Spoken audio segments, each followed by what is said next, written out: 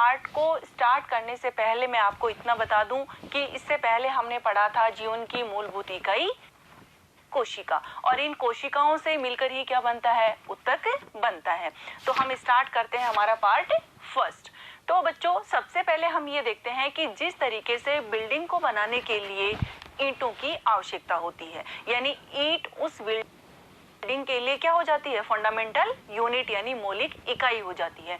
उसी तरीके से बच्चों हमारे शरीर के लिए या प्लांट हैं उनके लिए भी क्या है, संरचनात्मक एवं क्रियात्मक इकाई जो होती है बच्चों वो होती है कोशिका। यानी शरीर किन से मिलकर बना होता है, इन कोशिकाओं से ही मिलकर बना होता है, चाहे वो एनिमल हो और चाहे वो प्लांट हो। इसके साथ ही बच्चों क्या होता है, कोशिकाओं की संख्या के अकॉर्डिंग एक कोशिकीय जीव होते हैं और बहुकोशिकीय जीव होते हैं। एक कोशिकीय जो जीव होते हैं बच्चों, वो उसके अंदर उनका शरीर एक ही कोशिका से बना होता है और उसके सारे कार्य जैसे श्वसन है, पोषण है, उत्सर्जन है, वो किसके द्वारा किए जाते हैं, उस एक कोशिका के द्वारा ही किए जाते हैं। जैसे अमीबा है, तो अमीबा के अंदर क्या है, उसका शरीर एक कोशिका से बना हुआ है और एक कोशिका से बने हुए होने के कारण उसके सारे कार्य जैसे श्वसन है, पोषण है, उत्सर्जन है, विसरण है, उस एक कोशिका के द्वारा ही किए जाते हैं। इसी तरीके से बच्चों जो बहुकोशिकीय जीव होते हैं उनके अंदर क्या होता है कि उनका शरीर लाखों कोशिकाओं से बना होता है, यानी अलग अलग कार्य करने के लिए जो कोशिकाओं का जो समूह होगा, जो संरचना और कार्य की दृष्टि से समान होगा, वो बनाता है उत्तक। और उनके अंदर क्या होगा बच्चों, उन उत्तकों के समूह के द्वारा ही क्या बनता है, अंग बनते हैं, और अंग से फिर क्या बनता है, अंग तंत्र। यानी पर्टिकुलर कोई कार्य करने के लिए जो कोशिकाओं का समूह है, जैसे श्वसन तंत्र के लिए रिलेटेड कोशिकाएं आ जाएंगी, इसी तरीके से पाचन तंत्र से रिलेटेड कोशिकाएं आ जाएंगी। तो वो क्या होगा, अलग अलग कोशिकाओं का समूह मिलकर क्या करता है, उत्तक का निर्माण करता है। इसीलिए हम कहते हैं कि जो बहुकोशिकीय जीव होते हैं उनके अंदर श्रम विभाजन पाया जाता है, यानी कार्य का विभाजन पाया जाता है। तो अगर मल्टीसेलुलर ऑर्गेनिज्म के अंदर मनुष्य के अंदर देखें तो मनुष्य के अंदर जो पेशीय कोशिकाएं होती हैं, उन पेशीय कोशिकाओं के संकुचन और प्रसारण के कारण ही क्या होती है, गति होती है। जैसे मैं अपने हाथ को इस तरीके से मूवमेंट करवा रही हूँ, तो ये किसके कारण हो रही है, पेशीय कोशिकाओं के संकुचन और प्रसार के कारण हो रही है।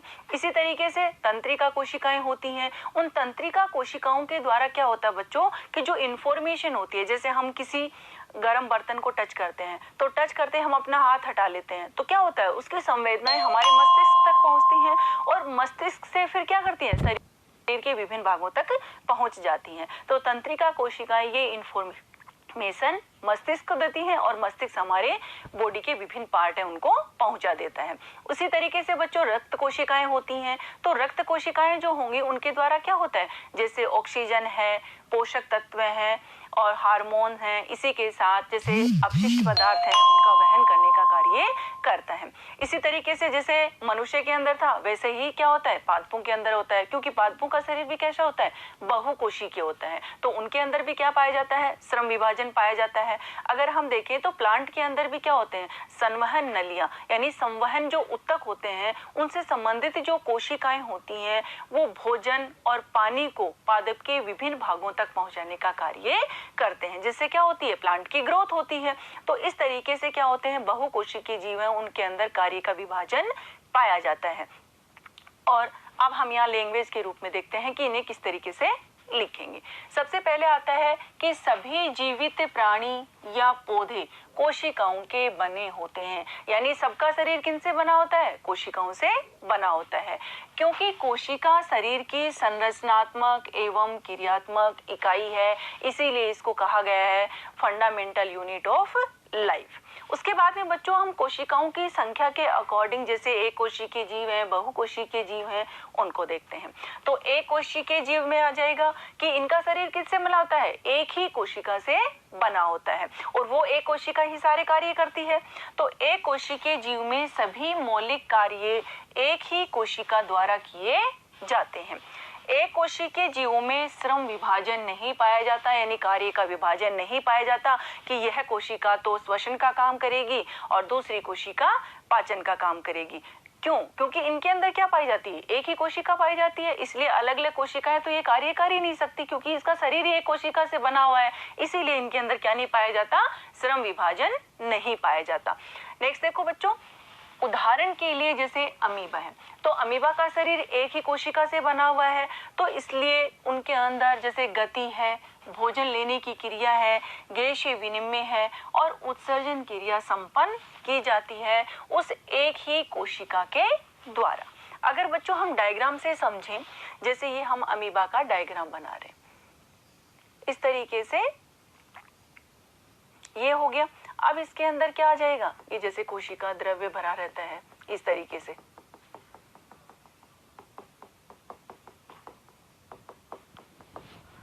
और इसके अंदर बच्चों जो संकोचनशील रसधानी होती है वो एक ही होती है अमीबा के अंदर, और इसके ऊपर जो बटन जैसी संरचना होती है बच्चों जैसे ये, तो ये क्या होते हैं, माइटोकॉन्ड्रिया होते हैं, और ये होता है केंद्रक, और इसी तरीके से ये होती हैं खाद्य धानी जो क्या होती हैं, एक से अधिक होती हैं।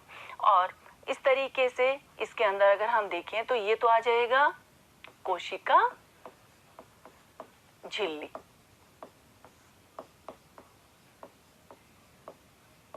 और ये बच्चों क्या है, खाद्य धानी, और ये इसके अंदर भरा हुआ क्या है, कोशिका द्रव्य, और इसके बाद में बच्चों ये होता है केंद्रक, और ये की चीज क्या है, संकुचनशील रसधानी।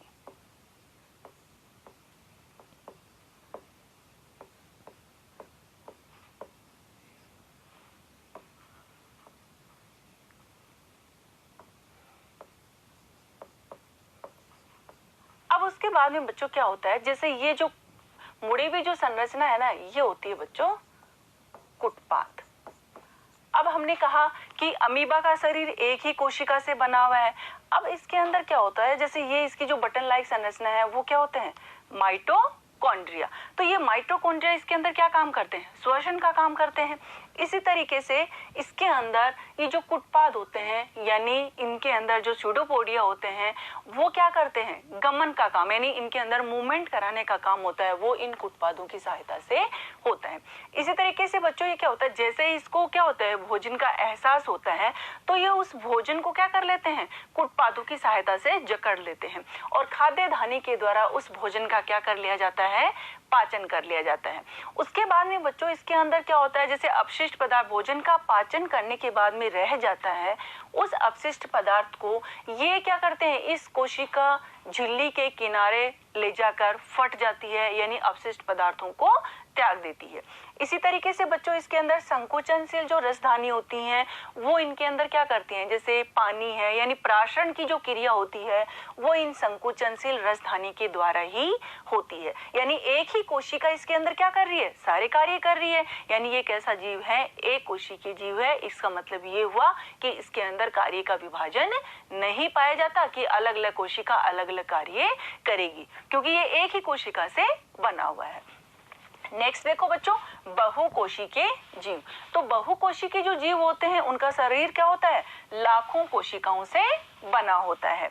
उसके बाद में इनमें से अधिकतर कोशिकाएं होंगी वो कुछ विशिष्ट कार्य करने के लिए क्या होती हैं, सक्षम होती हैं। नेक्स्ट देखो बच्चों, प्रत्येक विशेष कार्य कोशिकाओं के विभिन्न समूह द्वारा किया जाता है। यानी कोशिकाओं का एक समूह बना दिया जाता है, जैसे श्वसन से रिलेटेड हो, पाचन से हो या उत्सर्जन से रिलेटेड हो, तो वो क्या करती हैं, पर्टिकुलर उस कार्य को ही करते हैं। इन कोशिकीय जीवों में श्रम विभाजन पाया जाता है, यानी कार्य का विभाजन इनके अंदर पाया जाता है। कोशिकाओं के ये समूह एक विशिष्ट कार्य को ही अति दक्षतापूर्ण संपन्न करने के लिए सक्षम होते हैं। नेक्स्ट देखो बच्चों, जैसे मनुष्य के अंदर मैंने बताया था आपको, मांसपेशीय कोशिकाएं होती हैं। ये क्या करती हैं, इनके संकुचन और प्रसार से क्या होती है, शरीर में गति होती है। जैसे इस डायग्राम में हमने शो कर रखा है कि ये जो व्यक्ति है ये क्या कर रहा है, यानी अपने इस तरीके से हाथों और पैरों से मूवमेंट करके गति कर रहा है। यानी इनकी जो ये मांसपेशीय कोशिकाएं होती हैं इनके द्वारा ही इनके शरीर में क्या हो रही है, गति हो रही है। नेक्स्ट देखो बच्चों, तंत्रिका कोशिकाएं, ये क्या करती हैं? संवेदनाओं को मस्तिष्क तक पहुंचाती हैं तथा मस्तिष्क से शरीर के विभिन्न भागों तक उस संवेदना को लाती हैं। जैसे इसके अंदर क्या होता है, ये हमारा मस्तिष्क है और इस मस्तिष्क के अंदर क्या होती हैं, यानी ये संवेदनाओं को पहुंचा देती हैं और इस मस्तिष्क के अंदर जो संवेदनाएं पहुंची हैं वो शरीर के विभिन्न भागों तक पहुंचा दी जाती हैं। उसके बाद में नेक्स्ट है बच्चों रक्त कोशिकाएं। ये क्या करती हैं? जैसे ऑक्सीजन है, भोजन है, हार्मोन है तथा अपशिष्ट पदार्थों का वहन करता है। हम देखते हैं कि जो ब्लड होता है यानी जो रक्त होता है उसके अंदर 3 प्रकार की कोशिकाएं पाई जाती हैं। आरबीसी यानी जो आरबीसी हैं इनका पूरा नाम क्या आ जाएगा? लाल रक्त कणिकाएं। दूसरी होती है डब्ल्यूबीसी यानी श्वेत रक्त कणिकाएं और उसके बाद में होती हैं बच्चों प्लेटलेट्स। अब हम देखें कि जैसे ये रक्त वाहिका है और इसमें ये तरल पदार्थ जो भरा होता है जिसे कहते हैं प्लाज्मा। इनके अंदर बच्चों जो हमारे रक्त का लाल रंग होता है वो किसके कारण होता है? आरबीसी के कारण।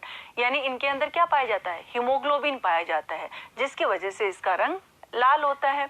और जो डब्ल्यूबीसी होती हैं बच्चों वो क्या करती हैं? रोगाणुओं का भक्षण करती हैं यानी रोगाणु से हमारी सुरक्षा करती हैं। और जो प्लेटलेट्स होती हैं बच्चों, जैसे हमारे चोट लग जाती है तो चोट लग जाने के कारण जो रक्त का थक्का यानी जो चपड़ी जम जाती है वो किसके कारण जमती है? इन प्लेटलेट्स के कारण ही जमती है। यानी इससे क्या हो? रक्त ज्यादा न बह पाए। और इस ब्लड के द्वारा ही बच्चों जैसे पोषक तत्व हैं, ऑक्सीजन है, हार्मोन्स हैं, ये शरीर के विभिन्न भागों तक पहुंचाए जाते हैं। उसके बाद में नेक्स्ट देखो बच्चों, जैसे पादपों में यानी जिस तरीके से मनुष्य का शरीर बहुकोशिकीय होता है वैसे ही क्या होता है? पादपों का शरीर भी बहुकोशिकीय होता है। पौधों में वाहक नलियों यानी संवहन ऊतक से संबंधित कोशिकाएं भोजन और पानी को एक जगह से दूसरी जगह ले जाती हैं। उसके बाद में बच्चों हम ये देखते हैं, यानी हमने कहा कि ग्रुप ऑफ सेल यानी कोशिकाओं का जो समूह होता है वो ही क्या होता है? ऊतक होता है। और जीव विज्ञान की वह शाखा जिसके अंदर ऊतक का अध्ययन किया जाता है उसे बच्चों कहा जाता है औतिकी या फिर इंग्लिश में उसे कहते हैं हिस्टोलॉजी। तो ये भी क्या है? इम्पोर्टेंट है। यानी जीव विज्ञान की वह शाखा जिसमें ऊतकों का अध्ययन किया जाता है औतिकी कहते हैं या फिर इंग्लिश में इसे कहा जाता है हिस्टोलॉजी। नेक्स्ट देखो बच्चों ऊतक, यानी हमें ये पता होना चाहिए कि ऊतक की परिभाषा क्या होगी। यानी हमने कहा ग्रुप ऑफ सेल यानी कोशिकाओं का समूह, लेकिन कैसी कोशिकाओं का समूह होगा? ऐसी कोशिकाओं का समूह जिनकी उत्पत्ति और संरचना समान हो और साथ में ही वो क्या करें? कार्य भी समान करें। तो ऐसे कोशिकाओं का जो समूह होता है बच्चों वही क्या कहलाता है? ऊतक कहलाता है। अब ऊतक होते हैं वो 2 प्रकार के होते हैं, पादप ऊतक और जंतु ऊतक। यानी पादप कोशिकाओं का जो समूह होगा वो तो मिलकर बनाएगा पादप ऊतक और जंतु कोशिकाओं का समूह होगा वो क्या बनाएगा? जंतु ऊतक का निर्माण करता है। तो हम यहाँ इसकी परिभाषा देखेंगे, कैसे लिखेंगे? एक ही प्रकार की संरचना तथा कार्य करने वाली कोशिकाओं के समूह को ऊतक कहते हैं। ऊतक 2 प्रकार के होते हैं, यानी ऊतक को बच्चों इंग्लिश में क्या कहते हैं? टिश्यू कहते हैं। और ये 2 प्रकार के हो गए, पादप ऊतक जिसे इंग्लिश में कहते हैं प्लांट टिश्यू और जंतु ऊतक जिसे इंग्लिश में कहा जाता है एनिमल टिश्यू। नेक्स्ट देखो बच्चों, सबसे पहले हम पढ़ते हैं पादप ऊतक यानी प्लांट टिश्यू।